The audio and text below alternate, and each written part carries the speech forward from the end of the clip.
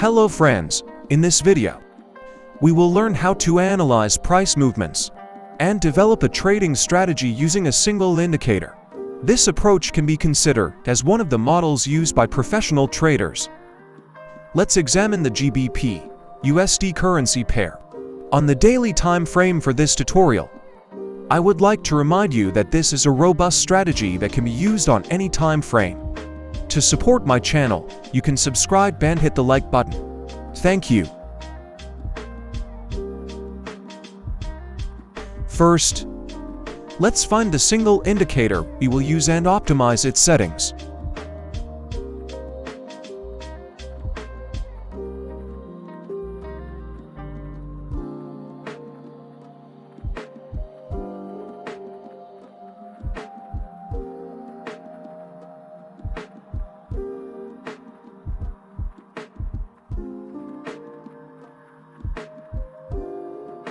Let's see the first example. As you can see here, there is an uptrend, and the trend line appears to be broken. After a while following this breakout, a red-colored Darvas box is formed. The Darvas box is formed in areas where the price accumulates, and trading is not done unless this box is violated either upward or downward. In this example, the red-colored Darvas box is broken downward, and then a valid retracement occurs, forming a support level. The break of this support level is a very strong selling signal. The result of the short position opened after the break of the support line is as follows. I would like to emphasize that the Darvas box strategy protects traders from entering trades against the trend, or from dangerous situations when the market is showing a sideways movement. You can see in the ascending trend chart I have prepared how the Darvas box strategy protects the trader from entering incorrect trades. Please examine this chart carefully.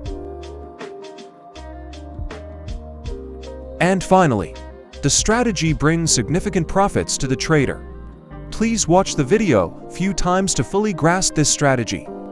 I will make the video as concise as possible, so rewatching it won't be tiresome for you. Now let's look at an example of a long position. In this excellent trading model, as you can see, the downtrend line is being broken in this area.